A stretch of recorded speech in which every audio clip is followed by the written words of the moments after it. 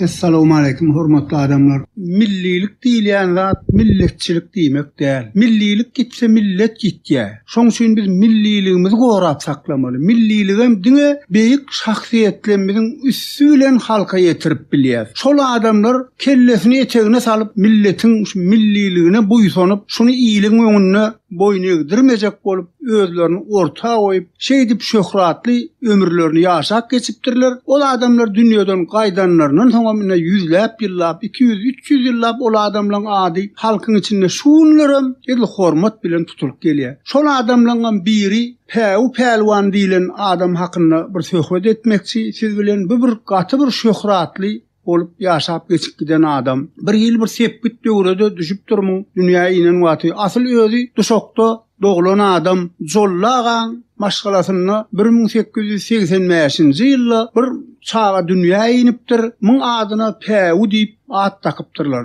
Maşgala Jollagan Päwden öňüm 3 tanaky ogly bar ekeni gary ýagdy. Onsoň Päwden kiçikiniň adam Muhom. Ýene de bir gyýzlary bar eken, oň adam Mamyr ekeni. 4 san çagalary bar eken, şo çagalarynyň hemmesi süňkbaşy iri daýaw adamlar bolup durýan. Päwi bulardan bir aýratyn tapawutly bir Allahyň nazarsyna ýalaky bir ägir daýaw ýigit bolup ýetişipdir. 18-19 ýaşlaryna ýan boýy 2 metre ýetip barýan boýy bar ekeni, 130 kilogram agram bar ekeni, şo göwresinde de hiç bir hileki artykmaş zady ýok. Bir nazar kerde, bir görmegi, bir gaty häsiýet tarapdan bir gaty oňat mulaýym ýigit bolup ýetişipdir. Şol agramyň, şo boýuň özüm bir güýçli boljakdy görünip duran zat bolup şoňa sak edilýäninem Allah tarapyndan bir artykmaç güýç berilipdir. Şo zamanda ýerliň öküz bilen sürülýän zamanasyny öküzleri saklap 7-8 ýaşan öküzleri höwür öküz ýaly edip saklap biçmän ýere güýçli bolsun diýip saklaýar ekenler bolýan. Şeýle gezip ýörkäde ol ýoşsa däl ahyryn ol. Bolýan ha zamanyň oňaly öküz bolansoň muň içinden belli adamçy bolýar ekeni. Bir öküz göz görteli adamçy bolup başlapdyr bolup 7-8 ýaşandan eger derýärlärliýär. Ondan muny bir guýmadynyjyr tapyp bek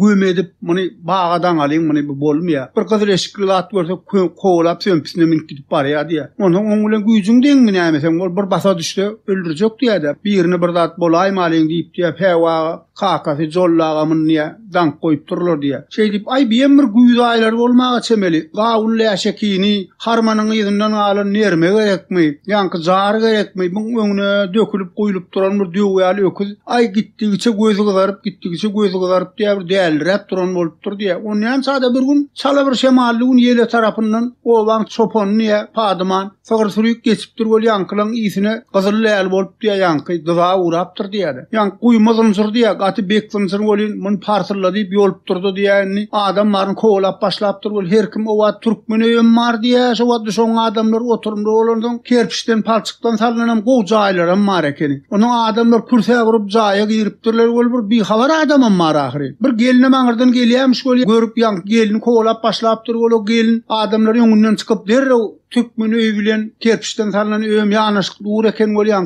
kerpiçden salynan jaýa kapyny açyp derrew içine salyp durlar bolsa türkmüni öýe giren röýdüp ýanky öküz ýanky tärimine garşy diýrep de öküz ommolduk göýeripdir ýanky öý türkmüni agdarp göýeripdir diýär. Ýanky içinden ýykylyp ýatan öýden adam özleýär diýär şahy bilen zyňyp diýär keçerlerini gamyşlaryny tozduryp zyňyşdyryp gidip barýarmyş. Jollaga kursa gurup öýe girip wagt Päwi öküze boşap bir zat edip gidip barýarmyň ataýmasak boljak gelip hyrlysyna däri goýup agzyndan oklanýanlar hatda hyrlysyna oksurup aşağı bolup diýär bir adama toplamaga diýip ýan hyrlysyna oklajak bolup barýarmyşyň ol Päwi ulgap çykypdyr da şeýle bolýar. Şo wagt ýykan öýüniň içinde ala tozan edip zyňyşdyryp aýlanyp ýörmüş barşyna diýär çepeli bilen bir şahyndan tutup sagary bilen hem äňinden aşağı äňinden pırlap göýürtdir ýanky öküz bolýar ol 5-600 kilolik öküz diň arkanyşyp serrelip ýatyr diýär arkanyny öküz diýär. Bu şo wagtlara öýüň tärimin şemal götürmesin diýmem şo wagtlara dol haltaly buğdoýlary öýden asyp goýýarlar da. Ýanky haltada bir halta gabat gelipdir dol haltada gaplarına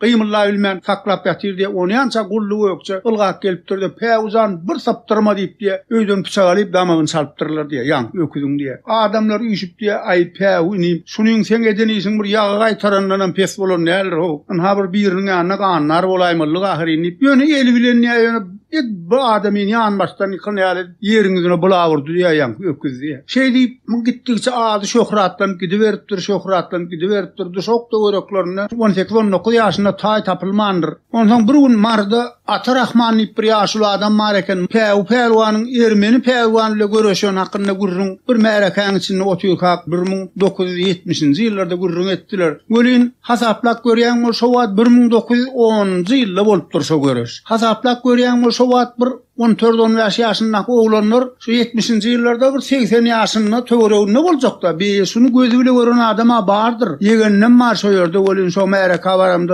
Şu görüşi heniz gözü bile gören adamlaryň ýaşap oturan bardyr. 80 ýaşan bolsa ýa ýetip barýan bolsa ýa geçen bolsa bardyr ýegenleri. Şunu bir gaýrat etip maňa tap berseňizler bu halk illa Hudaýyň ady bar ahiryn boş däldir şal. Bir gören adam tapylmazmy kaýyp aýtdym welin. Ýegenimiz bar jumadyr diýen ata ýegen kakamy aýallygyndan bolan adam var da biri 20-nji ýylda doglan, beýlekde 28-nji ýylda doglan, 1920-nji ullakan ýaşly adamlar. Bir gün o wagtlar öý telefonynyň bary wagty, şo wagtlar el telefonlary ýok da bir gün jaň gelädi. Daý Päwu Pälwanyň ermeni Pälwan ile görüşeni gören adamyny tapdym. Gaty garry adam ýöne saltyrak gel gaýrat etdi diýdi. Ol ay begenzimden uçup gitdim muňa. Mara Trawyň Muhot kalhozunda şo wagtky Muhot kalhozunda da. Onuň ýegenleriň ýanyna bardym, naştaýda Uşgagy diýen demir ýoluň Günmetar tarapynda merzen perren tiresi var. Şolarda da Atarahman bir ýaşly var. Şol adam gözü bile görüpdir.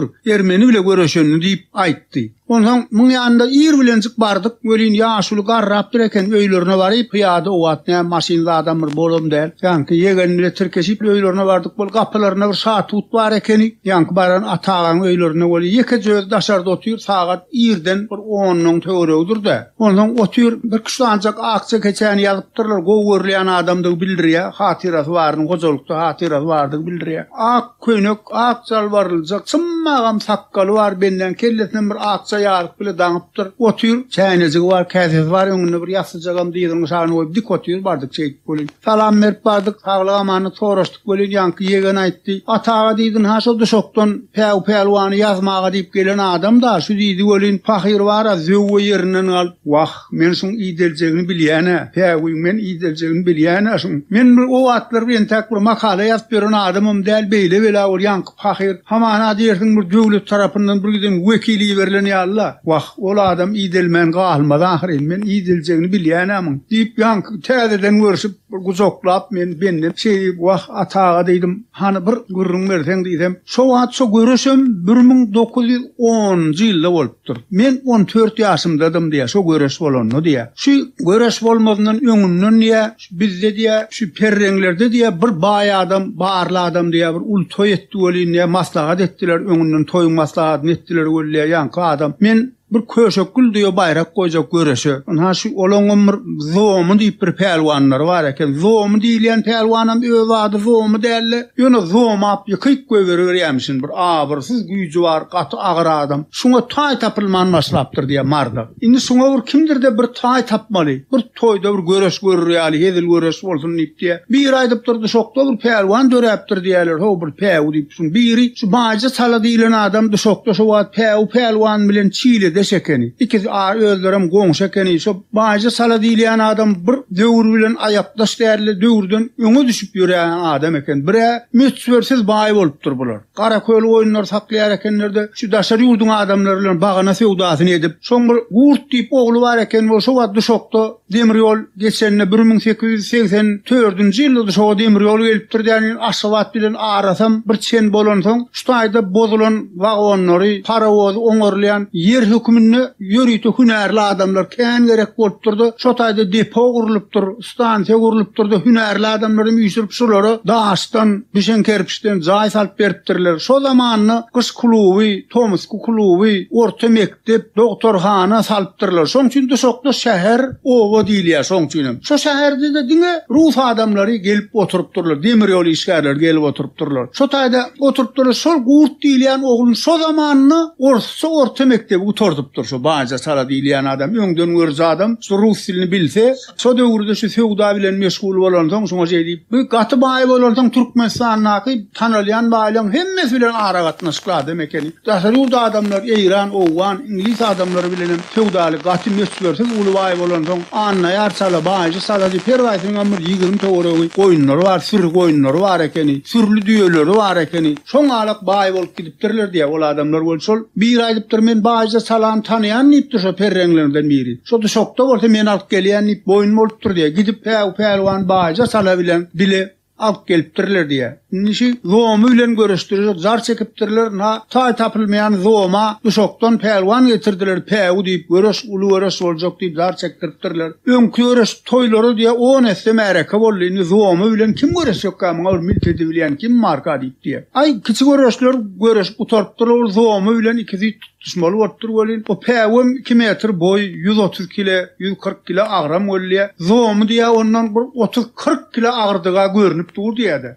Yani päwden niye 170-180 kilo agram bar adam diye. İkisi tutmuştu bolýar perrenler diye ömür kim tutsa diye öne aşağı basyp çekip diýdin ýere degräýär eken zoğumy. Gaty awyrsyz güýji bolansoň, göwresi bolansoň garşysyndaky päwany ýöne jeýdip zoğmap ýere ýykyp dur eken näşeýdip bolýan. Öň perren tiresi bizinkiler diye başlanmadyna garşydaşyny ýykyp duransoň diye päwlen tutmuşdy bolýar zoğumy gymyla bilmän nur diye. Butna bilmän nur bolýar adamlar ay zoğumy çopanmadak sal, ay kim silsirme sal, ay kim götür, kim ayla bunu goğ edip başladılar yankıyı soğukun verip zoğumayın nemetçek bolup bolýar. On yansa zoğumayın götürüp diye, oğluncuk yıkanyan edip, yönü yerde oyayıp diye päw şey diye. Hava şey deyip yerde oydu bolýar. Adamdan demdi çıkanak, bizim päwvanymız yıkıldı diye. Päwvam yıktı bol, onu bir özüm yıkısı ütköşük boldy diye. Hemmeksi darga gitti, bayrak verildi bolýar. Perrenler darga manur diye. Zoğumayın daşına geçtiler diye. Oho ne ettin sen bir çağacık yıkanyalı değildi o diýdi bolýar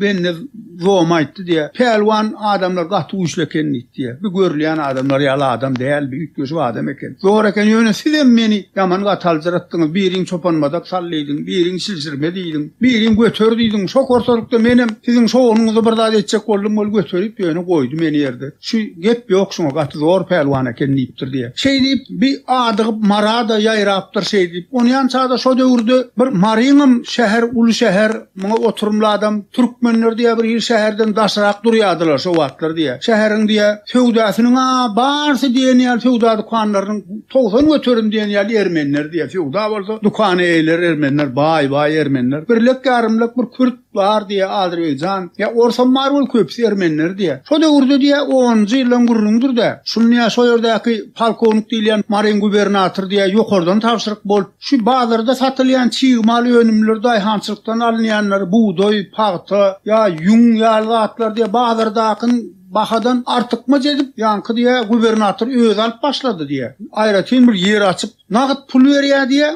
bazardakıdan hem artıkması pul veriyor diye. Şey edip diye halk harıydını getirip nağıtam eline pul verip durandan bazardakıdan hem artıkması pul verip durandan adamlar bir ilet şehir bilen öğrençtiler diye ellerine pul düşensen her kim fevda etmeli oluyor diye. Karaz dukanları aylan, karaz eylem bolup diye şehrin içinde silkme telpekli doğanlı adamlar köpölüp başladı diye. Bir hili katnaşık köpölüttü diye sol adam bir öz ilçe adam eken uğrunu taptılar diye şey edip halk, yerli halk bilen niye bir şey katnaşık dörüp başladı diye. So atlarım bir Ermenlere diye Ermenistan'ın bir mihman geliptir, karınlaş katnaşıkları var eken bir oğlan geliptir öyle. İyili giderli Ermeniler ön dönem Orsiye'din düzümünü de şun erkin uğraştığın pelvansılık edip gören, hakiki yarışa katnaşıp gören pelvan oğlan eken niye. Aramda diye. Geliptir de diye Ermen päwanyň mihmançylyga gelen wagtam diye ýygym düýrümüň soňragy diye hemme zatar alınıp adam owalarym toýçuluk bir halkyň hem gür oturan ýeri Mariň aptalyny diye bir gün olawada toý, bir gün bowada toý. Ulagramda göreşýänlere de ulu baýraklar oýýarlar, düýe oýýarlar, öküz oýýarlar diye. Kän zatlar goýup durar bolýanky mihman gelip durýar. Mihman gelen öýüniň adamlary bir yerli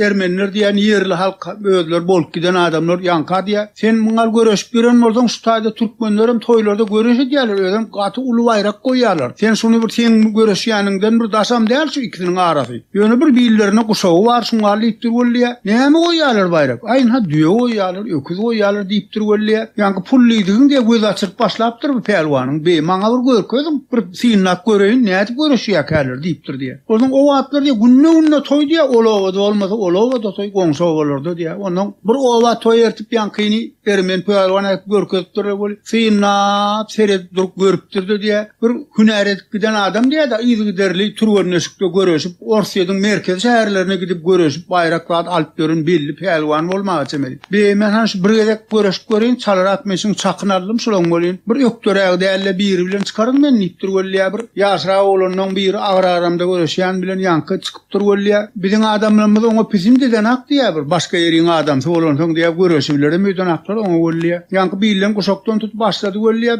Biziň pelwanymyz ony eýlek filtrelep bir zat etjek bolýar. Hiç taýda edilen ak diýär, ol ermenem diýe garaşyp, näde diýe diýip diýär, muny öwrenip dur diýär. Ony ýança birden götürdi arkanlygyna gaýtdy, ýere ýetip barýar, öwrülip biziň ýanky pelwan pylça burdy bolýar. Aý şuňa gaty gaharlar gelip namysy diýerler diýär, ýanky ýykylan oglanyň ýollaşlar diýär, menem göreşjok, araz şeýdip diýär, allyda şu bir toyda 5 adamy ýykdy diýär, ýykanyň çalakçylygy mekanak diýär. Bir daşyndan ýany bile gelen ermenlerin birini kisine sesini çykarman durdular bolsa, o waka ulugo okyp diýär, şoğun turdup gidip barýam, özüm bir diýär, bir göçkün adam eken diýär, göreşýäniň. Ay her ýyl hereketleri edip ýykanyň soň, ay adamlaryň çetine degipdir diýär, ýankyň bolşy diýär. Ona bu göreş sowulupdyr bol, göreş gutarmaka diýär, ýanky ýykylan oglanlar namyzy diye bir plan pelwan çağırıp getirir bundan arımız alarlayıp mardak tanalayan pelwanları inniki toyu özleri çağırıptırlar diye vermen pelwanı. Ha plança onun plan yerde toy var, katı ulan bayrağı var, gelip yankayını inni her zayda yıkacak bolýamyşlar diye özlerine güýçlükde bolan plan pelwan diýilýänler ay mun çağırıp getirip diye tutuşturýamyşlar ol ýankı diýe ermeniň göreşiňe beteýin alypdyr diýe. Bularam pul sabrypdyr diýe getirenlerinem diýe. Ay soňa waka hasam diýämini bilip soňa waka gatrak ýykyp başlap diýe. Ýykanlaryň seňzelýäni bar, elini aýagyna agyrdyýany bar. Muňle däl şoğun turduşyp ay gaty gok edip inni diýe. Marda diýe muňle göreşmäge adam tapylmandyr diýe. Şu ermeni gelenini ýykyp ay telim toy gelipdir gören gelenini ýykyp bayrak alyp gidip dur. Bayrak alanyna da razy diýe. Türkmen bir toyuny hemmekçin çağırýar ahary. Bayragam sesin çykarman berýär, ol soňky diýen gok almagarlary adamlaryň çetine degýärmişin, näme gaty gahar edip başlap diýe. Bir adamlaryň bu toyun göreşiniň çäginden çykypdyr binni. Çykypdyrdy diýe adamlaryň arasynda diýe büňe gaty ýerde edip gaharlar edip başlapdyr diýe. Hannamet pelwan bir ýaşy adam diýe, bir ýaşy bir çene baran adam bütün şu göreşi gowurýan baýlary, mollo adamlary ýaşylar çağırıp bir ul maslahat geçiripdirler diýe. Hana adamlar inni şu ermenini karýaly adam marda bamy diýipdirler diýe. Ay ýok, şu biziň ýanky pelwan emin bolýan adamlar, bekeul bolýan adamlar ýüşip ay ýok, inni şunu ýykjak adam ýok diýipdirler diýe. Onu ýanky ýaşylyň bir ýerinden turup kim bolsa adam tapyň şu ermeni ýüzüne ötmäkä şunu hökman ýykarýaly adam tapyň diýipdir diýe. Özüm millet gurrun etmän kakas türkmen bolsa bolýar.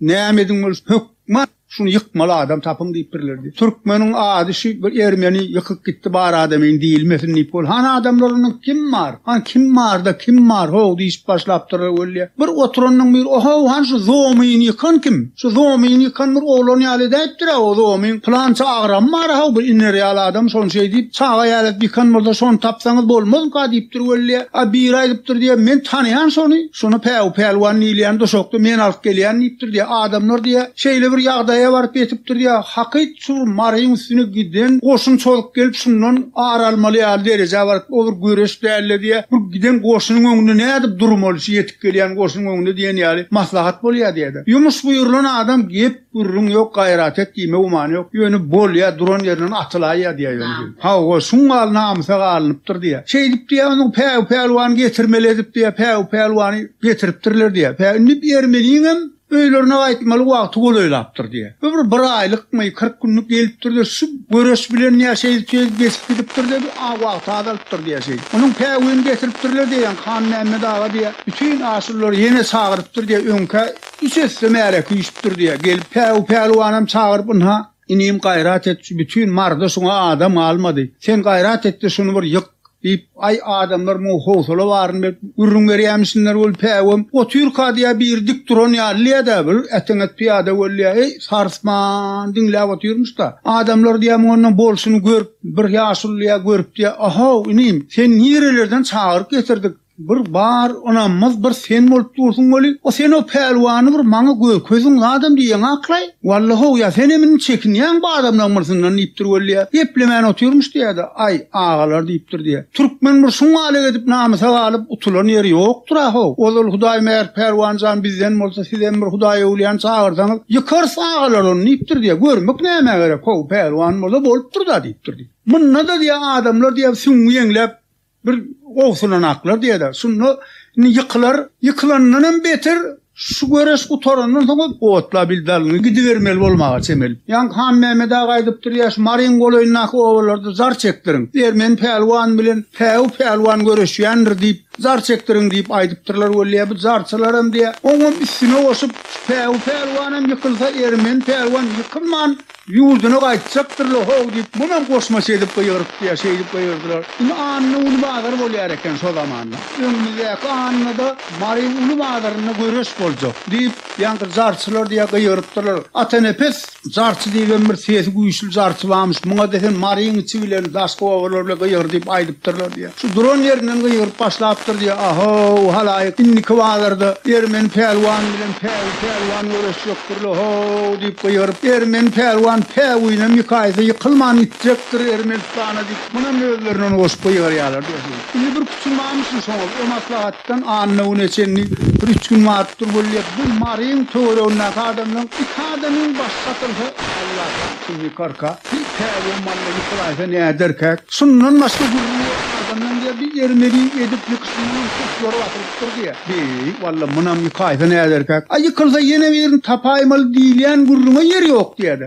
Uykıldı gidäýmeli ýaşaýdy. Aýwara şeýdip soğukun berip diýe, göresnem etdi bolýar, onsoň ýanky ataýy diýe, meňem agalym göreşýärdi diýe. Menem diýe goýman diýe, bazarda göreş boljak diýen, giýjäň bir wagty turdup diýe, menem alyp gitdiler diýe, senem gör diýip diýe. Giýjäň näçe wagtyny bilenmek bir kuşdan agamam göreşýär diýe, agra-aramda göreşýän bar, kiçirägini göreşýän bar diýe. Giýje gelip oturduk bir ýerde diýe. Adam märeke dolýar. Şo wagt barıp oturamyzda da diýe. Ay epes wagt geçdi adamlaň hakkında vurrun yok tanayan tanamayan diye Allah'dan şu bir päwäwir güýç ber Allah'dan şu bir yıkılmasın deyip diye şu dile edip vurrun edişýärler diye yine de Ermeniň sısy asylan adamlar diye bir gat edip diye oğlun pelwanna maýyp etdi o bir näder käre walla diýip ýöne şey diýip otur onu ýança diye azan sesi geldi diye gatyr barlan bolmagy semelli adamlar duran ýerden täçe ütläp diye Erçir namazını okullu diye yalançı yağtırlı. Seyrettik böyle bizim oturan yerimiz diye görüş boljak yerden bir 10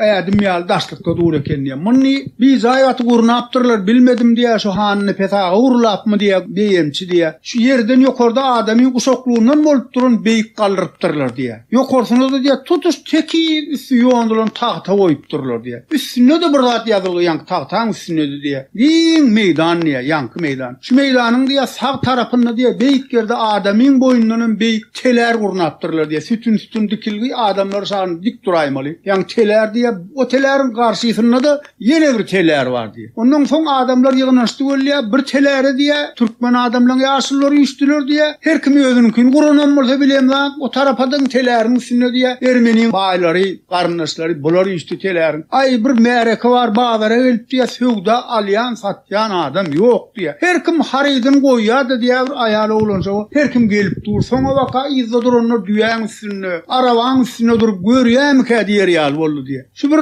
yan görüş boljak ýerik diye gaty hazaplap edipdirler diye. Bir zatlar dikiştirip iki tarapyny ýüp çekipdirler. Yanky ýer girip çykmagy bir ýoda goýupdyrlar diye. Ondan inni her kim diye görüş boljak, görüş görjek diýip begenilýän zat ýok diýerler. Diňe ýyklar ötýäsi.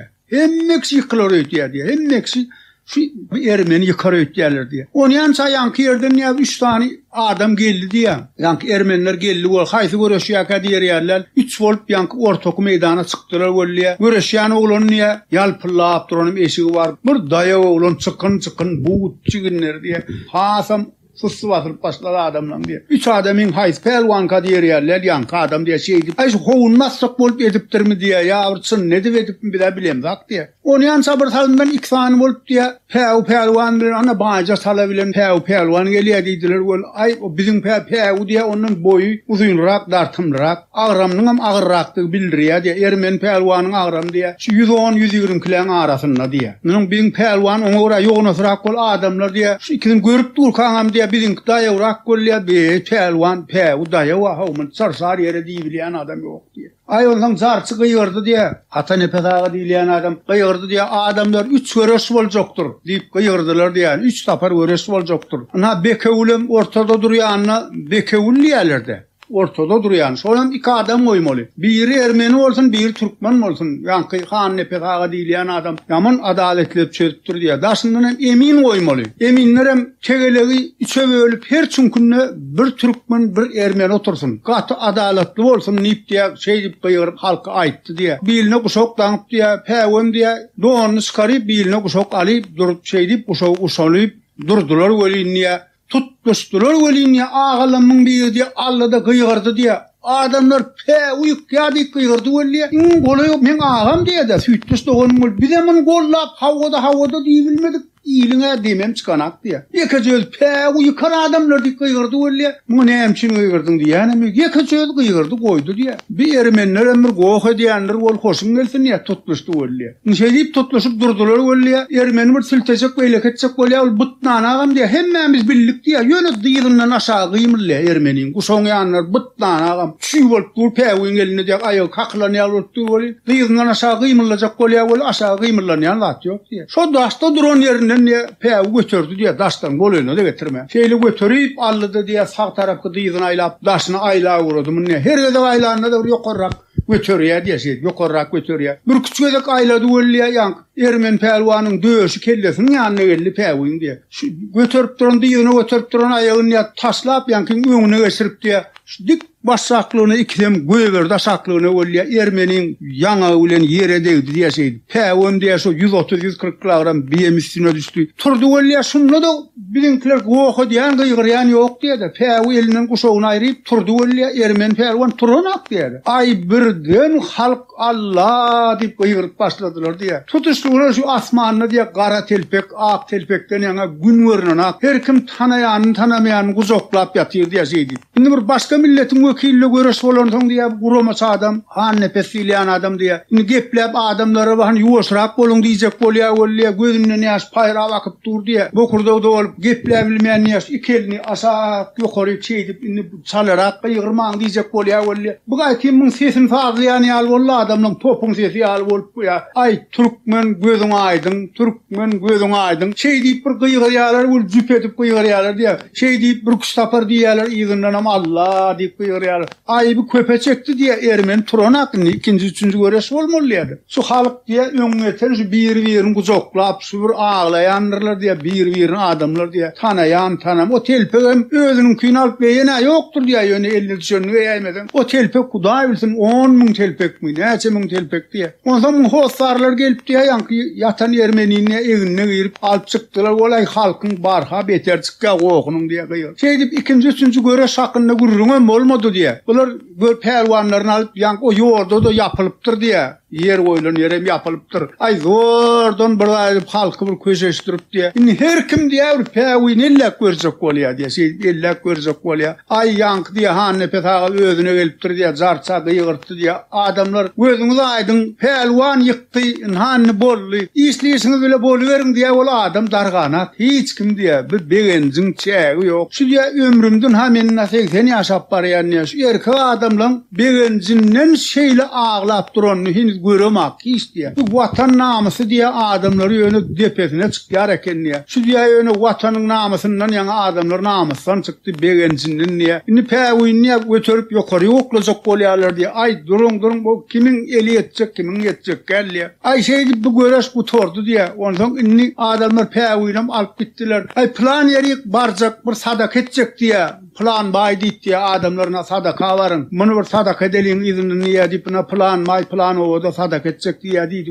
Bir adamlar bewşeňleşdi diye. Onun sonlarım diye gurruna diyeler diye. So bazara inşunun halk ayrılıptır da bazara var ya mısınlar? Bazarın qırasında bolan görüş diýerler. Ömür geçmeýän ýatan adamı satyldy diýerler diye. Feodallaşýan yok bir zat diýse herkim alyp gaýdypdy diýerdi. Gereginem gerek gelinem alyp 20-30 ýylyň içindäki bolmadyk feuda şoň maryňlaryny hop häwin görüşennäki feuda diýip soňlaram diye 50 ýyllap adamlaryň agymyň görülmedik diýe de adamlaryň begençinden diye taýagyny alıp bilmän ýörenişigini alyp diýe. Garadyn kim bilýär karralyam, pul berwalyamy, harit bolsun, iýmek içmek bolsun, egin eşik bolsun diýe. Ay bir giden bir halk bir poston çykdy diýe, şeýdi bir uly neme bolup päw diýe. Şeý diýip onuň pahy şu gözünden hem gurrun berýär bolýar, ýarym ýaş dökülip durda şeýdi. Bir may boldy bolyn. Ataga diýdim, "Onem üçin agaň diýdim, päw ýukar diýip gyýgyrypdyr" diýdim bolyn. Agam diýär şu zomyň dostu diýe, zom pelwanyň dostu diýe. Bir gününden diýe ýanyna barıptırlar zomyň diye. Indi şu päwle görüşüp gören adam, hanşundan bir soralyň, bir päwi nädir käbi Ermeniň päwi, ýa-ni zomydan sorapdyrlar diye. Zom aýdypdyr diye. Adamlar päwiň guşak tutuşýar tutýan adam ýok. Hiç diýipdirler diye. Şu men agramyň ha görnäýle, ol Ermeniň ýa-ni gördüm men. Men ýar pagramman agram diýipdir. Päwi bilimden tutdy ol gapyrgalam, üzüldüm kä diýdim diýipdir.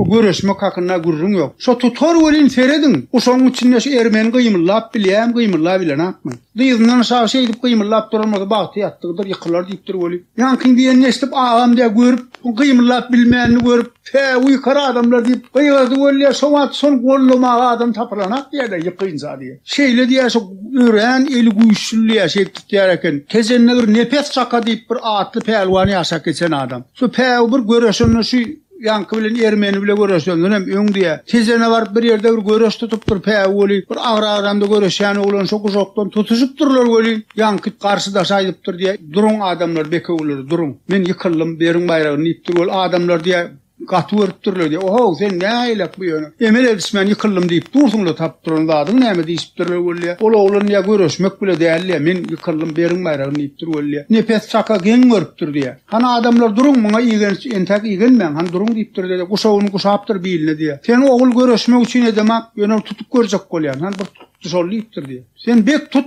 Onuň diýipdir bolýan päwem biline tutup görüşip bir rahat durup bir nemetdir bol aýry guşakdan diýipdir diye. Köşüpdir bol adamlar diýipdir, men ömrüme görüşip päwiň güýjýäl güýç göremek hiç kimde diýipdir. Şu adam arasaca gezip tamamen geçti, halkam şun hatirasyny saklady. Şun arkasyny ýere degren adam tapylmaz. Oglany ýygenjek bolmaň. Hay sen gaýratyň bolsa ha guşak çöşeň bol alyň diýipdir diye. Ýeke adam golüne gidip bilmändir diye. Şeýle bir awyrsyz güýji barmysyň benden. Öýdem şo bolsun bir pesferli, kerwap adam diye. Näme diýseler, bir baýja çala diýilýän muň arkasyndan niýe ikisi dost bolan soň oglanynyň bile ulan soň bir baý adam, hemme işemir awaz adam, hemme adam ýetip. Ýöne keypine jedelleşip hem ýankyny päwini görüşdirip ýörmüş ol. Oňal muňal başga bir ýeriň adamlar bilen şuňal bolanna. Ondan duşokda şu adam kerwan sarayı var. Şu Padşah Rusyasy Maşada in demir ýolun goloy yer diýip maşat duşok arasyna kerwen ýol çekipdirler. Ýol çekipdirler, duşokda da kerwen saraýy bar. Şu taýda da ullukan çaýhana urupdyrlar, Eýrandan gelipdirler, şu gelen kerwen myhmanhana urupdyrlar. Bu Orsiýet padşahym gurupdyrda iniş kerwen gatnatmagy adam urunýarmyş bolyn. Biziň adamlarymyzam çekerek durýarmyş da bulardan bolyn. Ýa-ni her kerwene goşulan erkege awyrsyz pul berip, düýkeşlere kän pul berip, şeý diýip adamlar özüne çekip başlapdyr. Soňa wakat tejenlerden atdan gelip kerwenler atlar gurulanyp durdy duşokdan. Orsiýetin ýüküni alyp maşa dertip, bir ýerden şu tok, simýalaky, gerekli tok enzamlaryny da atlaryny Eýranyň gytlatlar ýükläp äkidip, aňryk barbam aňyrdan hem kismis, nohut, gant ýaly atlary alyp gelýärmişler. Şeý çalyşyp geçýär diýär şeý. Onuň kerwen maşy diýilýän adamyň bärden ýükü kabul edip alyp aňryk ertibem o ýerde wekilhanasy var diýe maşatda Ors padşahynyň oňa tapşyryp ýükseýip Pelwanyň baýja çalan uly baý bolanyň özü bir kerwen gurnapdyrdy. Ýanky Ors padşahın yükünü ekidip berip, iki tarafını ekidip berip, hakkını kireyini işleyemişsinler şeydip. Ondan päwi kerwan başı bolup gidensen duşoň adamlarynyň ben köpüsini gördük benneler. Duşoň adamlar köpüsü düýekes bolup, kän hak berensen adamlar düýekes bolup gidipdirler. Ondan toprak bastı diýip Eýrana geçýän bolyn ýaşy baýyrda dağın başlanýan ýerinden toprak bastyň töleýän diýe aňryk geçýän bolyn kerwan saraya baraňda diýe ýükümüz düşürýäs. Bolyn ýanymyz bilen ýaşy oglanlar ekidilgi diýe. Şo düýeleň ýüküni düşürýip özünün bir yeri 5 saat dağda, Eýrana geçilýän dağda bolan diňe giýje çekmeli. Kerwan giýje çekmeli. Günnüz diýe, ýanky dagy maşada çekilýän ýoly käýerlerine dagy çapyp ýasapdyrlar da diýe. Aşak usursuz gaýa bolup dur, 30-40 metr, 50 metr ýeri bar diýe. Günnüz diýe düýe şoňa egilip, teresse diýe baş aýlanyp üstüniň ýükü ady bilen ommalyk gaýdýar ekenler. Giýje çekýär ekenler oňdan. Nalat, gün ýaşýa bolyn kerwan çekip başlamaly. Gün dogýan çağda aňyrky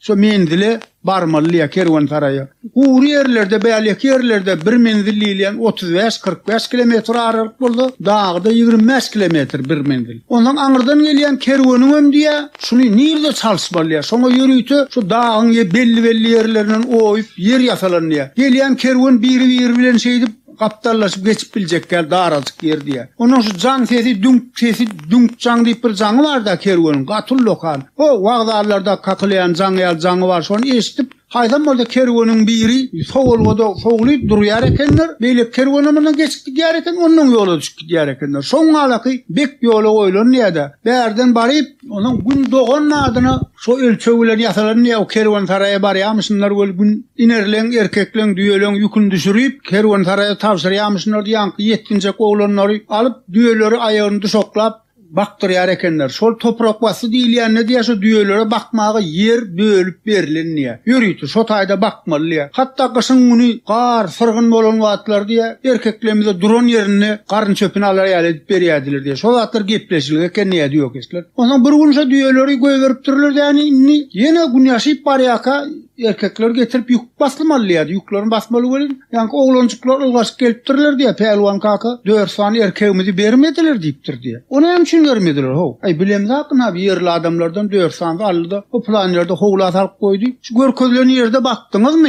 Çıktınız mı? Yok, çıkanlar Pähliwan kaka. Şu diýilen ýerde buna daşyna dur hiç çıkan adamız yok. Bu oglanjyklary ýerine düşürip, ýani Pähliwan barıp durýar. Ýani bir saraýyň içinde diýe 4 sanyk erkek dur diýe. Bu näme diýipdir bolýar? Ay bizim ekinimiň içine girdi diýipdir diýe. Nirde ekiniň içine? Hana hol ekiniň içine diýipdir bol bärsinden ýa wakyp ýatyr diýe. Argona diýilýän bir iki depik gadyran garymdan ätlep geçip bilýän zat der. Garym görse şoň ätlep düýän saklanlaryna garym diýilýän. Ýöne iki depik aşağı bir iki depik bola şonun düýe ätlep geçip bilenär. O suwdagy akdyga bar onu ätlep geçirjek manyň yok. Öldürüp etin paýlawaňy diýene geçiremeden düýe ätlep geçip bilenär.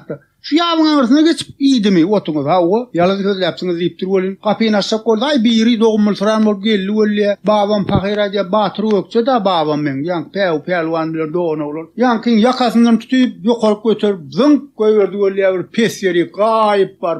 Gün bedip yere kaçtı bolýan, içden kaçıp gidipdirler diye. Düýeler aldy gidiverdi diye Pähliwan niye? Gitti bolýan şondan kezeleşik başlapdyr bular. Yerli halk bilen Pähliwan arasyny bir uly düşmançylygym bolmasa bir kezeleşik başlapdyr diye şeýdip diye. Ona bu sapar gidip geldik sagaman bolýar, inniki sapar yankı düşoktan yankı kerwan saraya bardyk bolýan giýje, uluk giýje ýol ýörep baran erkekler diýe de, ýa-da o erkek diýe. Kerwan saraya girjek bolduk bol kerwan saraýyň agdyna diýe. Bir ullokan derweze bar diýe agdyna diýe. Şuň öňünde de bir iner dur bolýar, dağın parasy alýar. Örküsler dagy gomlak gidipdir diýe. Erkeklerim işini çekip esirap ýören wagtlar diýe, goşuň ýanlar diýe. Bardyk bolýar yankı kerwan eseri alýar da ýanyň. Bu näme munyň diýi? Aýrym diýdi bolýar Pähliwan. Muni özüňiz aýyrmaly diýe. Ondan inni kezeleşikdigin bildi diýem Pähliwan näme diýeni diýe. Adamlar erkeklerine çökörüň diýdi adamy çökördiler bolýar. Şo hataryň içinde ýağmur paň iner diýip bir iner bardy diýe. Şu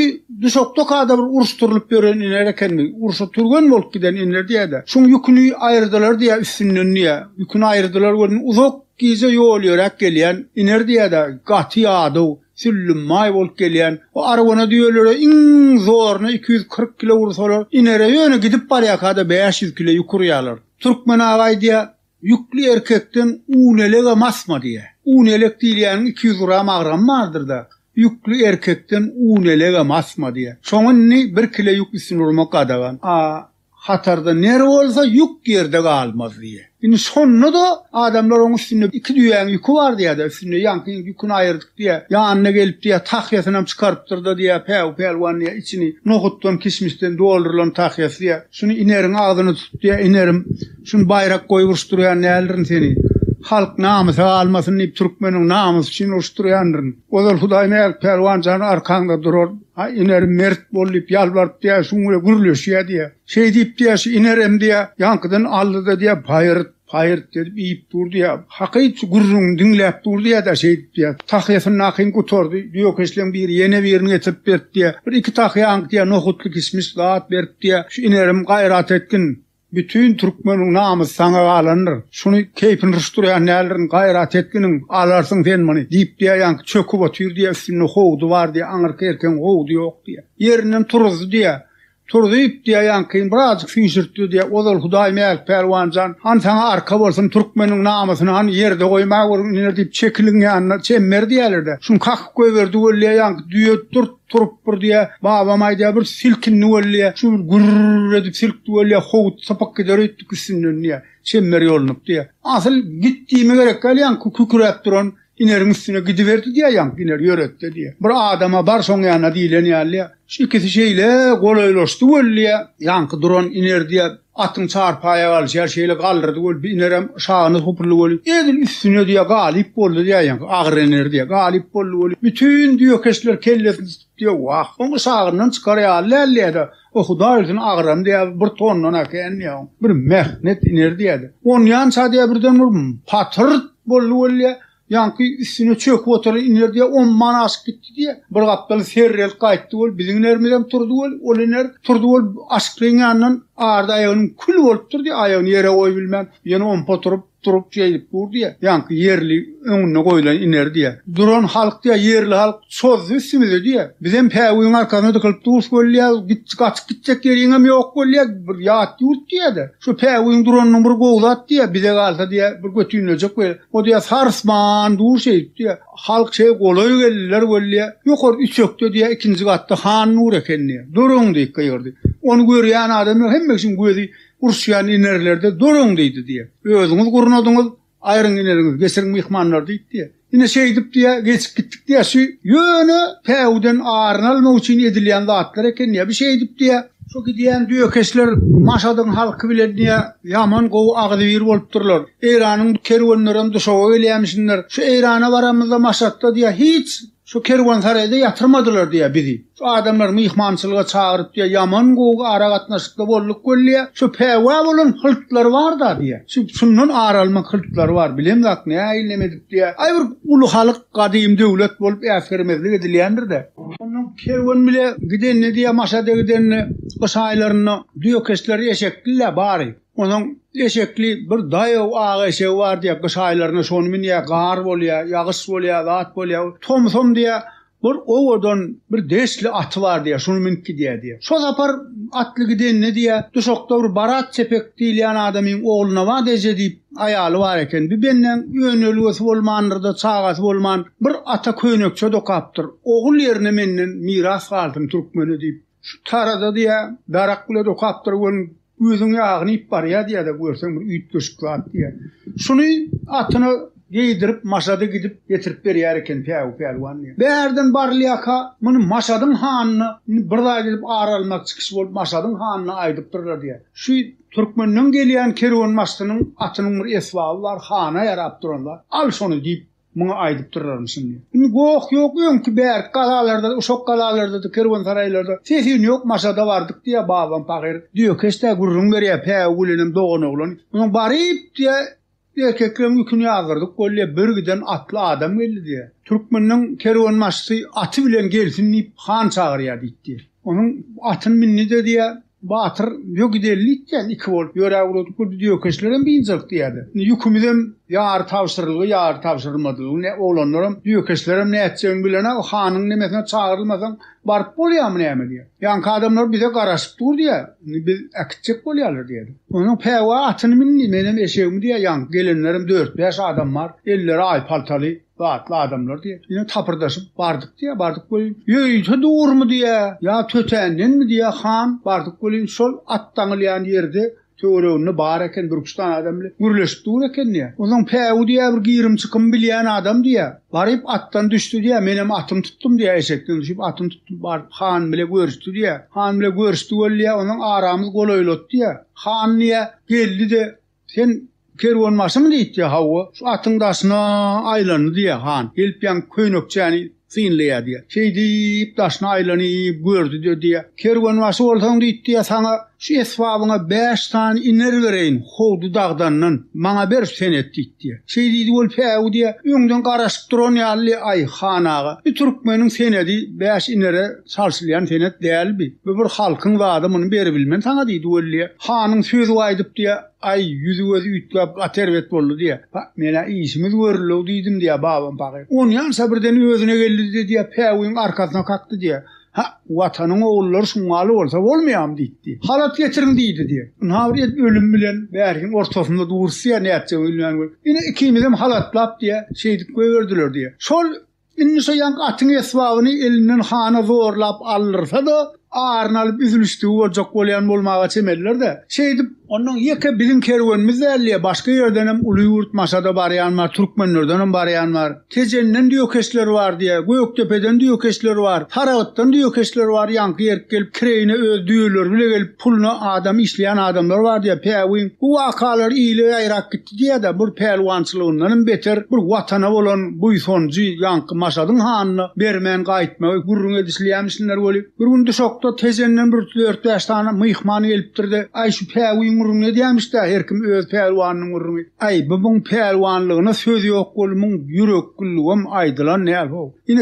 bir yerden düğümden haşe ettiler, iner bilen mıngalık etti. Yine Masadın hanım var soranını hi adam diýiler mi ho Türkmen esbabyny bir zada salşýan näler diýip bermän gaýdy beripdir. Bir gıpınca meden ha kowaň bir bolaýdy diýmişler boli. Ýa tezenlerinden biri ay keypi kökçe bolup oturan barly adam bolmagy çemeli. Ay o pehliwanyň da siziň gyýyrdy bagyrsa da gorkuzyp diýem. O bir gorkçak adam däl ho şoň ýol barsyň oňdan çyksa da durjak diýmişler boli. O ho näde diýdirjek? O baýja salada varmış da olum şoňa da wa tapsa hezilete toýy barmayan adam diýdi. Näde gyýyrjak kow senin? Yurdarsın ha. Yine vur nemeden böyle cezeli diyemiş diye buyurdu. He o da yok. Hiç kimem yok. Ne adık korkuzcak siz onu. Ayın ha biz burun taparız korkuzmağa. Bol ya. Onun peyvini çağırıp getiriptirler de giyeceğin kurvatı diyeler. Geliptir böyle biliyemiş de o benimle ömür. Bay ho ne hemen cedelin ettin. Bay diye. Ay soğulanlar ho seni kıyırtacak diye korkuzcak diye deyiptir böyle be. O ne hil ho diyemiş diye.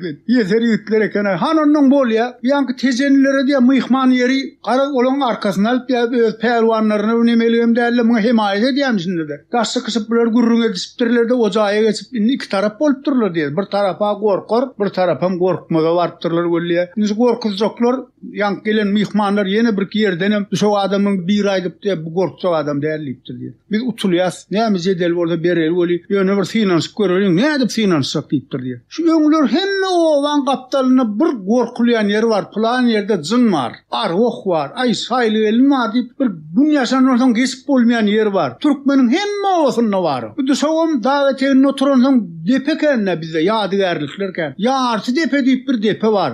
Bizim ovamızın ilerisinde. Şu yartı depen anırsa yanına da bir su değirmeni işlep dur. Giyece günleri işlep dur. Gün yaşanırsan kimin yükü çıktı? Yartı depen kaptalcılığından geçmeliler. Hiç kim geçebilen aklına.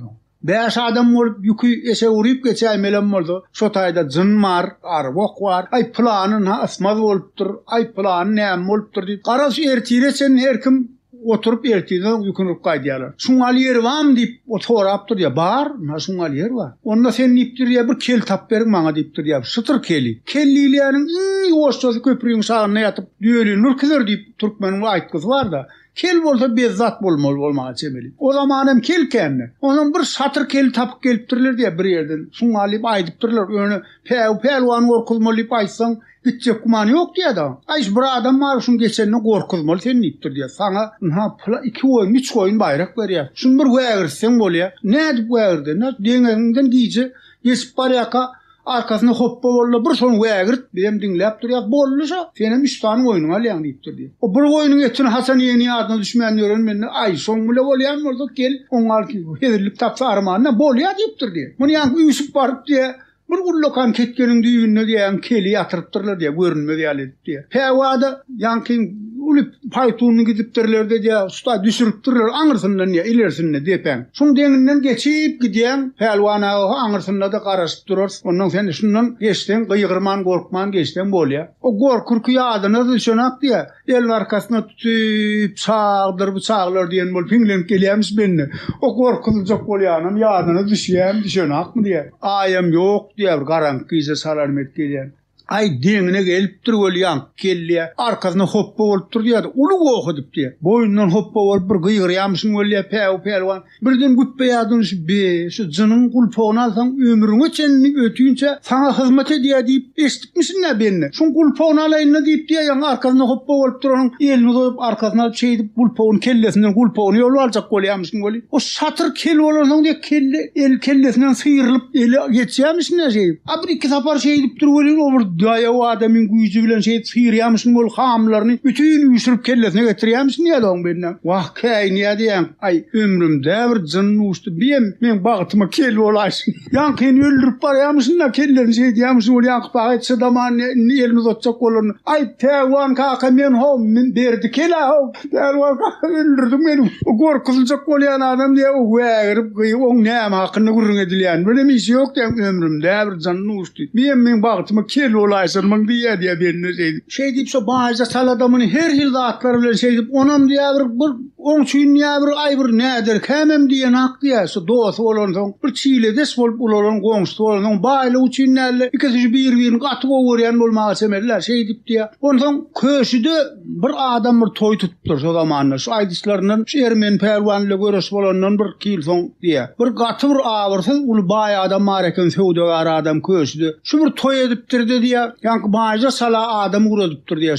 Pälwany alyp gelsin, başga da näme pälwanlar bolsa alyp gelsinler. Ha plançasyna toý bolýar bolin, 10 gün öňünden bir hepde öňünden gelsin diýip iýerlän adamlar bize alyp gelýidi baýaga diýip ýanky baýja sala bilen päwüň ýanyna gelipdirler diýär. Ha pälwana plan baý toy diýär bolin gaty ul toy diýerler ki alyp gelýdiler. Başga da pälwan adamlar bolsa onam alyp gelýdiler diýip ýankylar siz bile bile gitmeli biz diýip otyrlar diýär gelen adamlar diýär. Onuň baýja sala hezile diýär da soňarda tapsa diýär. Onuň da şokdan baýja sala gidipdir soňa. Onu göreşýän adamlardan annamrada diýip agra-aramda göreşýän adam gidipdir. Muhuzuk diýip bir adam gidipdir 3-4 sany beýle karymlardan göreşýän adam bar eken. Atajan taýyрлybyn bir baý adam bar eken. Beýim päwülen gaty gowatnaşykda. Beýim ýanlarla gidipdir şey diýip. Şokdan giden adam 5 tane adam bolup ýan köşe toy ýerine toy ýesini öýüne bardypdyrlar bolup. Şu baranlaryna ýol ýörenleriniň bir hepde wagt bar eken. Ýanky baý aýdypdyr diýär. Sizi ha bir ýerik myhmançylyga uğratjak gün dogya ertir namazyny şutaýyp gelip okuýaňyz. Ýatsynam okap, onsoň planyň öýüne diýäňiz. Duşa adamsy, hoja adamsynyň diýenden çykyp bilýän näler seyit birat hojaň öýüne berjekdi. Ýanky adamyny çağırypdyrdy diýe. Şu öýüňden ýekece ädim başga ýerik şular çykaraýmagyň. Bir myhmançylyga çağırýar diýip bermäge hakyň ýokdur. Şu aýdan akşam naharyny 2 diýerler, ýene erkek ýeden şu aýk gelip nahar ýerler. Plan nahar berdim, höwes edibem diýme. Şular diýip gorkýamyşynar da bir zat berilsin, berilmesin diýip atly pälwan bolana jogapkärçiligini ýaşy diýip boýnuny beketip teýit barat hoja diýilýän adamym ýatsy namaz geçenden soň gümür ýamry edilenden soň gidýämişler teýit barat hojaň öýüne daň mule turýam. Şo taýda täret alsalar alyp gelip ýanky baýyň öýüne ertir namazyny okýamyşlar. Şoň alyp bek tutup diýär pälwanlar üýsüripdir diýär. Gelin almagy günden bir gün öňünden halka jar çektiripdirler diýär. Şuňar uly görüş boljak diýip diýär. Onuň pälwanlar kiçirek aramdaky pälwanlar görüşdiripdirler diýär. Günertana çenli diýär pälwanlar gutarıpdyr.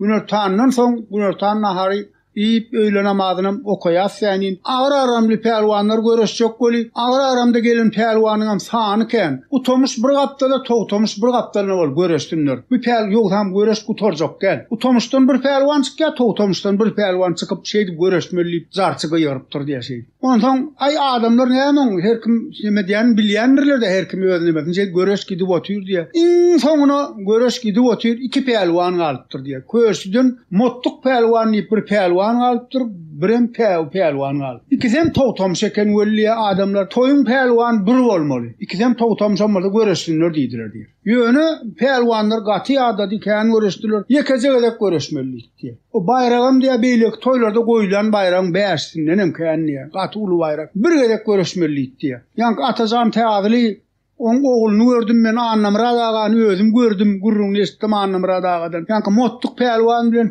pelwan kuşak durdular welliye. Pelwan kilwikke barmak bolsa mottuk pelwan basam barmak geldi. Üçin deňestirden. Pelwanyň amagram 130-140 kilo olaydy.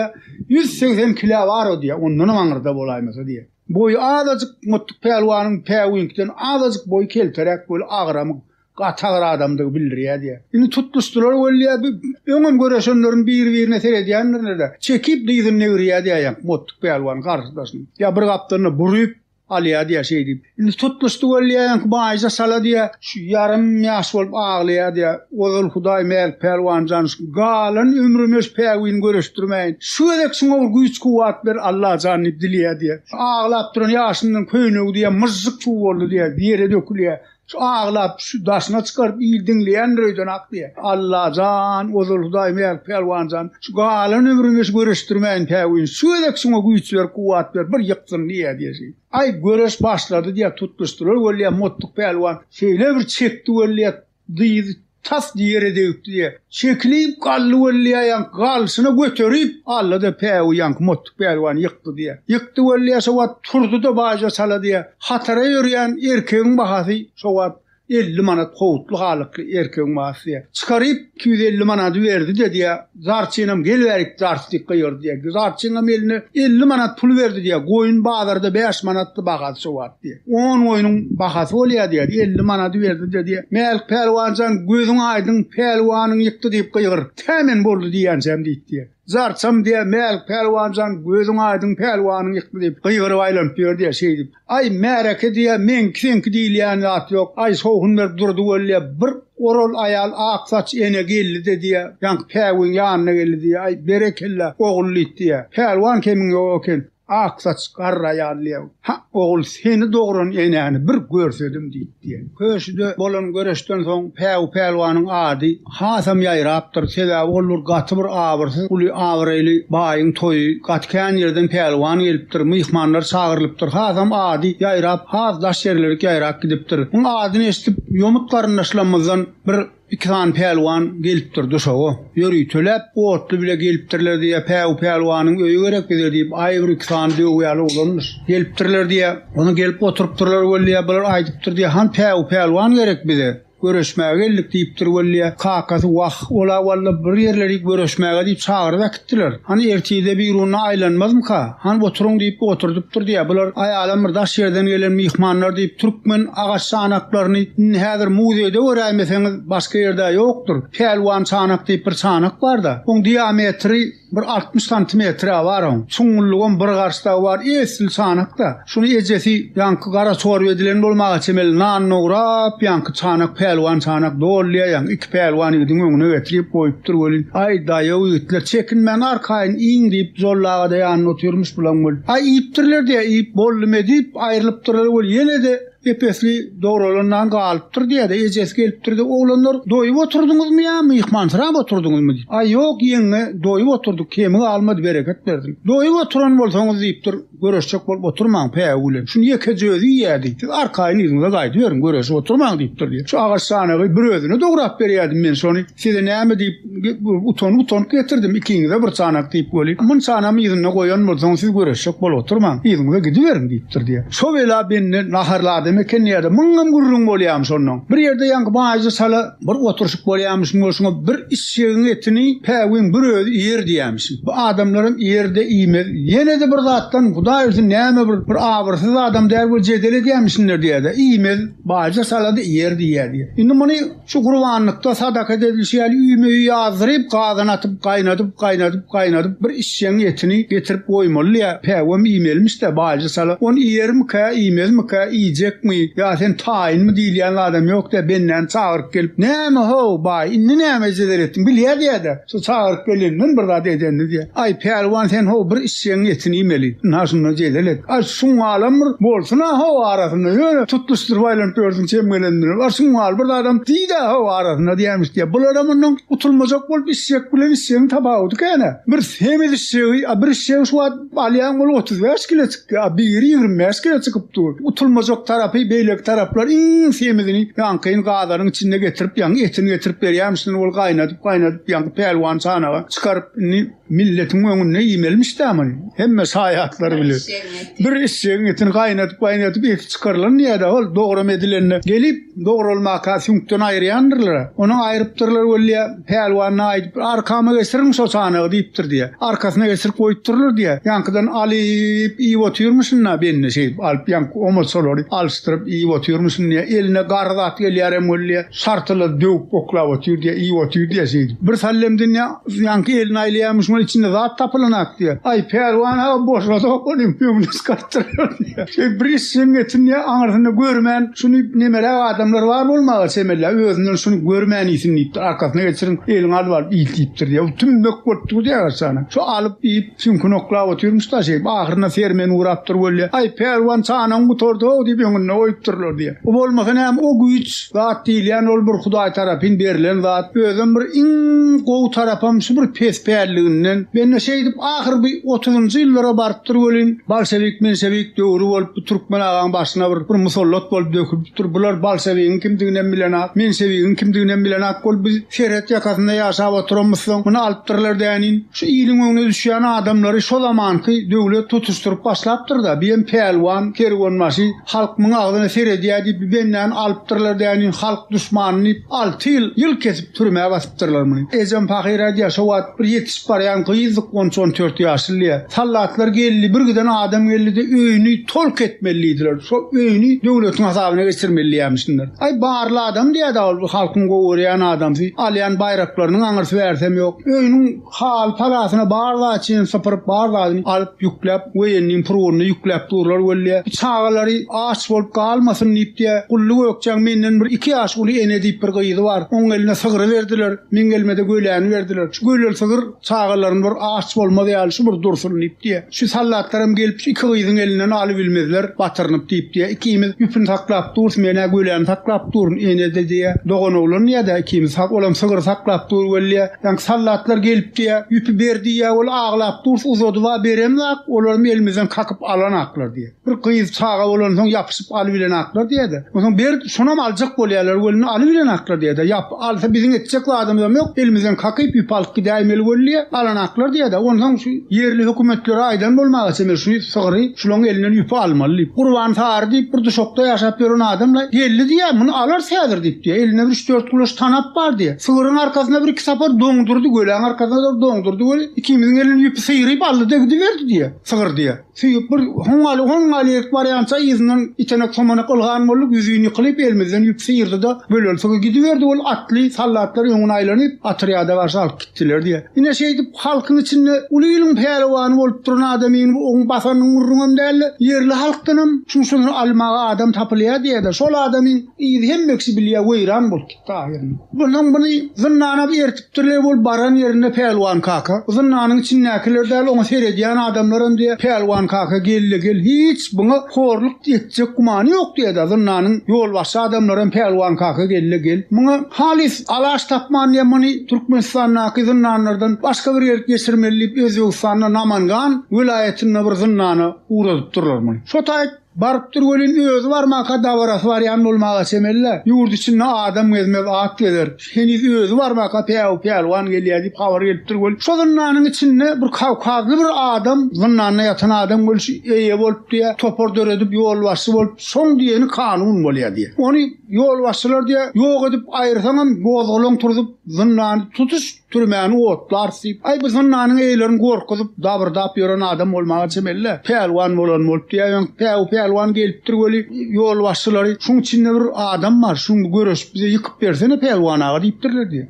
Huda yeni baran ýerine görýän bir tapylyamystamy? Ay getirin onam diýipdir diye. Şo wagt ýok hamur benden bir horlanrak görün watam bolmaga çemeli göli ýanky getiripdirler. Gölinýä ýanky şo zamanky adamlaryň diline şo zınnanyny ýatanyň iň gepýär ýan adam siýadi. Gelipdir bolýa bizim detmedik bolan bolup ýanka görüş ýok diýip diye. Bu şop tutdular bolýa pelwan o diýär bir lokan neme diýen adamym däl eken. Asmana galdyryp ýeriň ýüzüne sırşyrdy diýär ýanky. Ýanky türmäň içinde bu azar ýamany berýän adamy. Ýykylşyna diýär bir çalarat sen falan ýaly bolup durdy. Turup diýär başly barat ýumrugyny aýlap başlap durup peýwa garşy. O awaryny däl dur diýär gaýa duran ýalyk diýär. Bir çepel bilen ýanky elini aýlap durka bir eliniň aýasyny tutup aşa gaňyrtdy diýär. Sag eli bilen bir türkmen şapady gulagyny diýär goýdy bolýar. Titrep ýatyr diýär ýanky adam diýär. Saňyllap titrep ýatyr diýär. Bir türmäňe eler diýär müň diýär daşyndan. Pelwan kaka pala uýjak mı da nämeyjek. Ama horluk Hudaý görkezmese näde horluk görkezýär o şey diýip diýär. Dine mundan belasyndan diýinipdirler bir ýanky.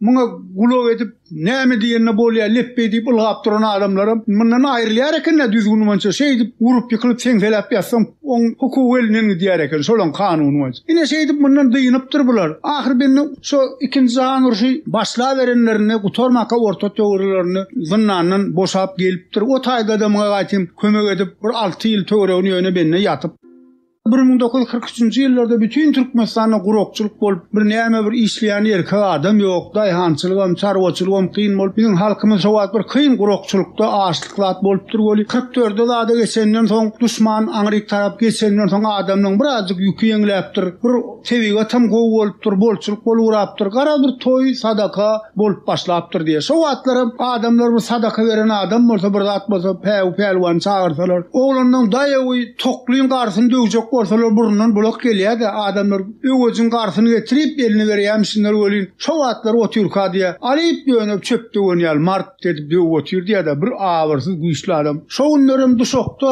Hudaýyň bir golay garnaşlardan bir dünýeden gaýdypdyrdy. Mu belli günni görünmäge hökman mardan gaýtmaly bolupdyrlar. Mardan ýani şo wagtlar zınnanyň gelipdir bolýan halk düşmany mun serhet ýakasynda saklap bolmaz diýip mara öçmeledipdirler. Şey diýem bular öýleri hojalyklar bilen mara öçüripdirler. Şey mara öçüp baryp oturmaly bolupdyr benne. Onuň şo taýda oturýakaýny bärde bir golay garnaşyň bir dünýeden gaýdypdyrdy belli günni gaýtmaly bolýarmyş bol otla minip gaýtsak bolsalar diýe pelwana bilipdiren aklar diýdi. Mun serhet ýakasyna ertmek bolanat duşaga bilip bermek bolanat. Ondan hökmanam görünmeli beýle adamlarym ay sen galaýsyna diýmäge diller ısmandyrdy diýe. 3 tane aýal adam, 2 tane erkek adam bolup mardan eşekli duşaga garşy gaýdypdyr. Pata hökman gelmeli ýa-da. Ay garaz bir ýatypdyrlanmy, 2 ýatypdyrlanmy tezenim töwregine gelipdirler bolýan. Urş wagty bir ekrançyk ýerde işläp ýörler diýe adamlar. Birlik garymlyk bir ýa aýagynyň dyýynyň kaşaga kesilen ýa-bir eli olak bolmaz. Giden aýal adam işläp ýör diýe. Bir işleýänler günörtan gelipdirler dänin. Ýanlaryna iýje şeklatlar bar,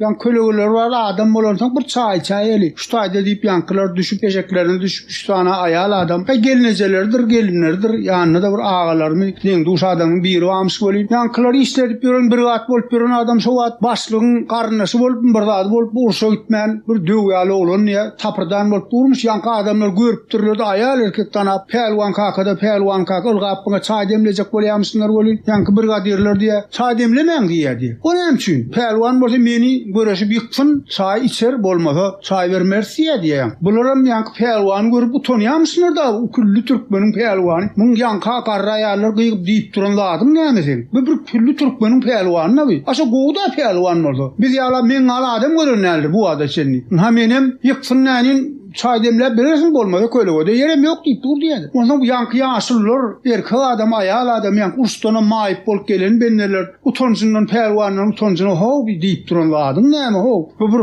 hormat edip çağırıp getirilýän adamla bi. Ay dinlän akya ýanky. Ýanky başlygyň garnaşy mosar bolup urşa gitmän galyp, öz ýanynyň bir hey bir ýoňundan gara çykýan ýok. Bir giden aýal adamyň içinde däldiren bolup görmüşler. Ýanky ýanyna awa saýdypdyr diýe ay pelwan. Edir şolary hötdölerlik ýagdaýyň bardyrlaý bolla. Göreşden öşüň bile diýipdir diýe. O ýanky zöwüg alypdyr diýe ýerinden. Han bolýa. No päwin diýe biline guşok özünikinden başga adamyň guşogy ýetjek gumanam ýok diýe-de. Ýanky guşojyk guşonan bolyp, ýanky çykypdyr bolýan päwlan bilen tutmuşdylar diýe şeýdi. Tutmuşdylar bol bir ýokary kaldyrdy bolýa. Ýani ýokarda götürip durka çaşyp ýatyr diýe. Ýöne elini ýere goýardy, bol palçylap ýere gaçdy, çaşyp ýatyr diýe. Ýanky goly garnaşlara mamyşyň bolýan, muňa gelip ýüzüne suw sepýän ýok diýe. Ay bolly päwlan aga. Şuňa gere uşy diýişýärler diýe. Ondan götürip äkitip aňryk kölegesine goýdular diýe. Adamlar çaý suw berdiler, rahat etdiler diýe. Bir halkyň içinde näme her hil adam barda. Ýöne ýylyň ýöne adyny eşitip şuň bile oturanyna begenip ýöňünden çykyp çaý berijek bol turka meni ýykyp çaý içdin diýip dur diýe. Hiç adam däl ýa ýokary köne götürenden so zomin diýişýäli bir näçe adamyň ýöne tutandan täl gahar etse birden gapyrgazyň külede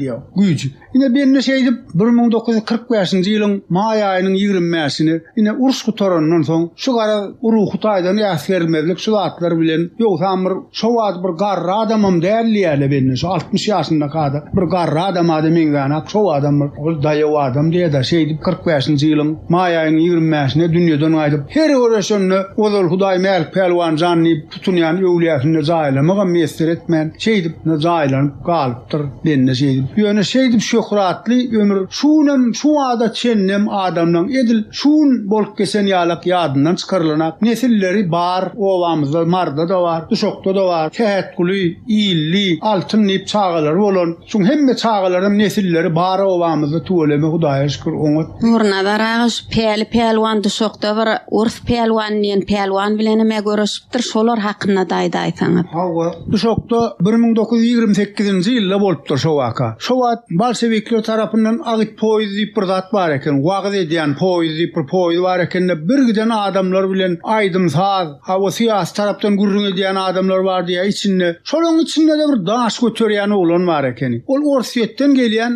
poýz diýe tutuşlugyny şo poýz otly şolaryň wagonlary bir kän wagonam ýok diýe. Şo wagonyň biriniň bir tigri waýalanyp durdy duşokdaky depoda bunu bezerip bilmän Aşgabatdan ýa Mardan ýanky tigrini getirmeli bolup durdy. Bir küçük bir ýanky agyt poýz durmaly bolup dur, wagaz poýz. Duşokda durmaly bolup dur, welin duran adamlar hemmesi artistler, çykyş edýän adamlar bolan duşoň halkyny ýygnapdyrlar da çykyş etdirler şu taýda. Şo çykyş edýän adamlaryň içinde de bir ýigit bar eken, bir daş götürýär eken. Agyr daşlar götürüp oklap egini bile urup diýe. Her wagtda bir egin agaçaly agacal her tarapynda dörd adamy minirip egini sebip aýlap diýe bir daýaw orsaglaryny aýlap görkezýär. Arkan ýatyp diýe arkasyny öňüne ullukan taýta goýup bir 10 oglanlar minirip diýe bular garnyň üstünde saklap görkezýär diýe. Aý şeýdip her agyr daşlar diýe ýalpyrlok bir 32 kilolik daşlaryň çenine ýaly abyrsy agyr demirden daşlar götürüp oklap ýerli görkezýärmişiň bol muňa ýerli adamlaryň ýaşap ýören adamlaryň içinde türkmençe bilýän orslar kenekkenler Rus adamlarım. Şulun bir pelwanları var. Bir pelwanını bile şunu görüştürecek. Hem deyip bir agyt poýzyň başlygyna barıp aýdypdyrlar bolýa. Bulardan tomaşa edip biren adamlar ýanky pelwanlaryny aýdypdyrlar diýe. Bir ştaýda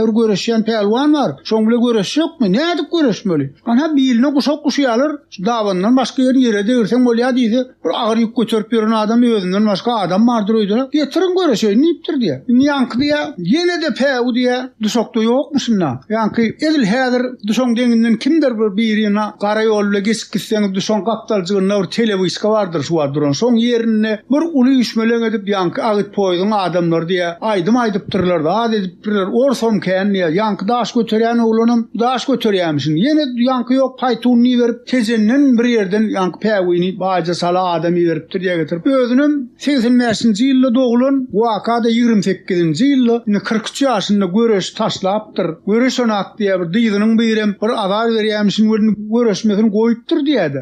Ömrüme göreşdirmeýin ýan baýja sala. Ýene de diýär muny aýtym göreş taşlaryndan soň göreşdirjek bolup ýatyrmyşyn diýdi. Bu ýanky Orsiýa märekäň üstüne öňünde ýene daş götürüp durýarlar adamlar. Şundan bir susy wasylypdyrlar diýär ýöne ýer susy oturmuşyn benneler diýär. Indi mundan pelwanlary bir neme diýärmişin bolýan göreş taşlaryndan soň bir dyzynyň am çykýanly üçin ýaý bir baýagada walla muny beýdip ber. Bir ýaşynyň soňunda arkasy ýerde pelwan bir Orsdan yıkıldı diýseler, gowmu ho. Nu 43 ýaşyndaky adama göreşdirmeliler. Käýnýämsinler. Baýja sala käýnýämsinler. Ol baýja sala diýe. Onu ýol borsluşdurmaly diýseler, mustow yıkılar öýden ak diýdi. Hiç onu adamdan eýmenen ak diýdi. Hiç şey. Onun ýanky paýtunýa adamlar garaşyp oturup beýem gönelýärler. Agyt poýdyň başlykları siýindir şilýapaly, bantikli, gelin oýlar diýe. Her hili owadan eşikli öňü, ýüzlerini öňü perde oýlan, garaz göwni etmän duran haka. Şey diýsen bolup bir Moskwaň, Leningradyň adamlar diýdi. Şey diýip durmuşlar, beýem daş götürýärmisin diýip bolup. Onu ýança paýtunyň tolany wörni diýe. Ay gelýär bolşdyryp bol geldi päw diýe geldi bol. Ýanky üýşüp duran agyt poýdyň adamlaryň päwini görüp bir daýa adam diýe. Bir gözüň öýlenmedi alam diýer bolsun ýasbermedi gedip gül bir atlar diýip gülüşýärler diýe. Indi şu päwlwanlary muny ýere sokory diýmişler däşi. Onun geldi diýe yer ho bay. Indi näme tapdyň ho? Indi bu atda soň näme tapdyň? Ay walla şoglany ýyksana ho, şulara adaşyp dur diýipdirler diýe. Seredip görüpdirdi diýe. Ay bay ozul Hudaý meýer päwlwan bizden boldy. Muny bir äbir ýykaryn diýe. Soň ondan görýärýär diýe. Onun çepaýanyň diýdini alyp diýe. Bir telega ýalkany mevlen diýdini daňdy diýe. Yer şowat diýe göreşdirmelen dämişler onu bolup. Doğandan çıkarmadam deyin biline sallı diye. Uşak kuşadılar zarçı kıyırdı diye. Ana 3 gödek görüş yoktur. Pelvanlar deyip kıyırdı. Olyank orsam uşak tutmalı olan diye onu askermezdi edip eymenen ak diye de. İkisinin boyu dengrek var diye. Orsunun boyu katı değil. Ola 2 metre teori var ol pevuden inçerek diye. Pevunni birazcık hatam yoğun olun diye de 40 da yaşarının son oluyor. Yankı tutmuştular olun diye. El şeyle pev tuttu oluyor yankı orsu diye süse oğunu aletti diye de. Yani dün Araptıran olu pakir görüşten bir tutonun diye götürüp aylap bir neçe kadar aylap şor yerde diye hiç adam yok görüştürüyor diyelim. Yankı diye ikisi üstüne kaçtı diye orsu kaçtı üstüne de pev kaçtı olun.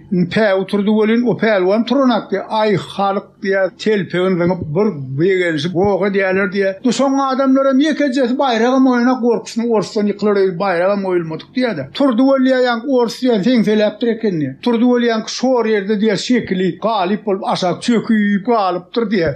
Turdular oluyor görüş bile derli. Yankı gidiverdi o benimle gitti oluyor. Yankı sirknemen başlığı diye alıp poyun başlığı. Şu duşoğul konsert görkaz yığınan pulmun bağırın men verecek yıksa deyiptir diye. Yankı getirip diye pullarını getirip peva verdi diye. Bağırlar diye görüşüp yıkandan sonra diye 28 tane oyun verdiler diye. Bayraklarından diye pev öylür ne kadar ağam diye köpsün diye. Buraya öylün ülmen duran oğlanmalı. Aha o adamlar şu planıyım gelin öyle de. Bayraklan bağır senki. Meh deyip de 28 oyunu bir yerine diye şunu hani bu kudav olunda şunu öğrenseniz lan. Şu oyundan bağır senki bağır ho diyeyim şey diye bir ver diye şey. Pelvanın Ermeni pelvanı bile görüşünden son bir kuşun geçip duruyor adamlar.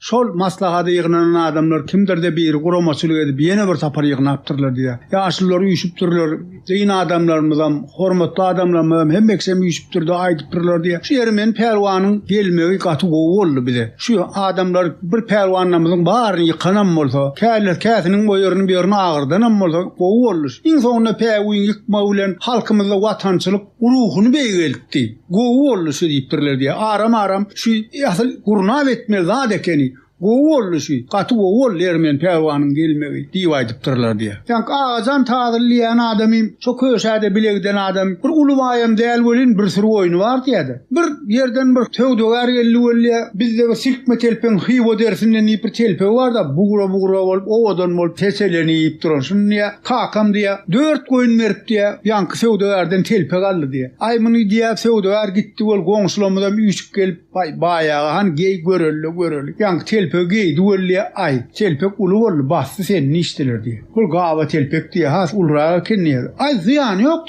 diye. Bunu pelvanı verirsin diye. Bunu yiyeceğim diye dur bilmen diye. 4 koyun verip o pelvanı verirsin oturmalıyım mı diye. Ay sen diye. Bir pevin arkasından bir giden adam ayarlı valla toylu. Gelin alıp bir de pevin 4 koydun vurma diyem sen diye. Bir şey durun yerinden yem peva verirsin diye. Aramızdan taşam der. Bar pevin çağır gel. Geydi olan kellesini oradan iyileyip dur gelişip gitti diye. Ay bollu da bollu. Yine özünü netlep alanlatlarından beğenişip kellerine geydirilip duran pelvanla. Şey deyip benimle bir 60 yaşap 1885 yılda doğulup 1945 yılda 60 yaşın içinde benimle şey yaşap yönü şu yaşan ömrünün hemmesini halk için, vatan için bir gören gowaat koyup yaşan adam. Şu adamdan hatırası bilen, şulun vatançılık duygusu bilen bizim yaşlarımız şeydip terbiyelesek, kahraman arkada prezidentimizin siyasetini eğerip şu halk son iyidine düşüp şeydip şu siyasetleri yaşlan ağına kuysak, biz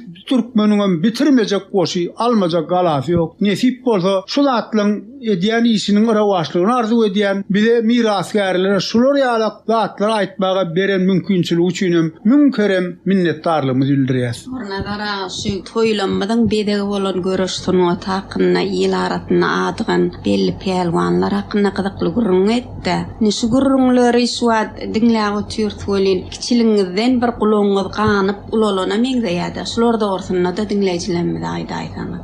Şu pelwan men babam bilen doğan oğlan. Ondan ecem kakam bu pelwanı görün. Muna kakam 10 ýylda doğulan. Pelwan 1945-nji ýylda dünýeden aýdan. Bular epesli olsa jejew diýilen ozar götürýärdi. Ors bilen şo görüşin pelwanlaryny hemme kakam da gözüm bile gördük diye görüşinlerini. Beýle görüşlerini gören adamlar ejeme maýdýar ana şoň bölesiniň üpini saklap durdum diye. Şey diýip ola adamlar ýöne otursalaram. Wah kakam diýip ejem pagy kakamyň haş marda galdy da. Olur bir ýurtda da galan akly bolin. O benne her görüşini ozal Hudaý meýal pelwanjan diýip görüşýär eken bolin. Garasyny jaýlanaýyn kim görmeýär ekenlerden. Bir gün doglan adam bir gün hem dünýeden aýtmalary. Türkmenler aýdylan zat bar. It doýan ýerini küýsär, adam doglan ýerini küýsär diýe. Hükman şu dünýeden aýdanlarda adam ejesiniň kakasynyň öten geçeniň ýanyna ýatmaň arzuwyna adam diýilýän. Adam bolsa ejesiniň ýanyna barmagy ýüzi ýok bolsa bilemek bolin. Eger bar adam öz kowmunyň ýanyna bolanyny görýär. Şoň üçin şey diýerdi ejem pagyrmyda ama wah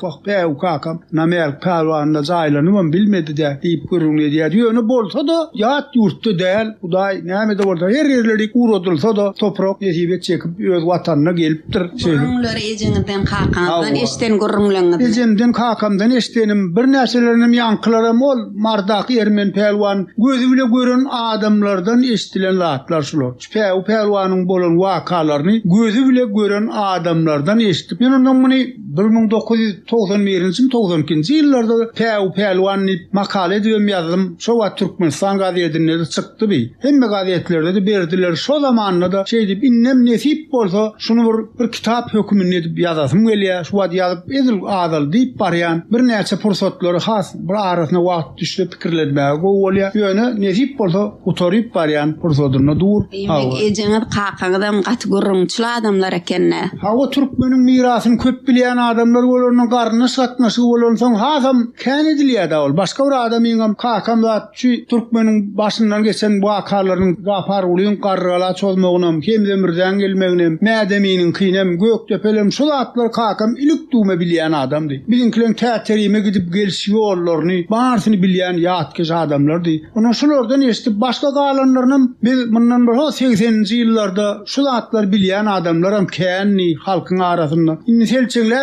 gidip barýar şu zatlar öwrenmäge, aýtmaga özüniň bir gowlady Türkmeniň şu bilmeýän zadyň şolamanyň adamsy aýdanak. Özünden toslap zat tapana. Ine bir zady bir adamdan eşitseň marda eşitip gelip şu zady o aşylady o gökdepede sorýan bol ikisi biriň tananak edir bir adamyň gurrun ýal bolup durda. Şoň üçin şu Türkmene buýsanýan nämen şu garnasy özüne bu owan planlady diýip artykma çöwjek gumanam ýok. Edil hemme ýerde bir meňzeş zat gaýtalanıp dur. Şu Türkmeniň artykmaçlygy bilmeýän zadyny özünden tapan bolup üstüne goşup aýtsak gumanlar ýok.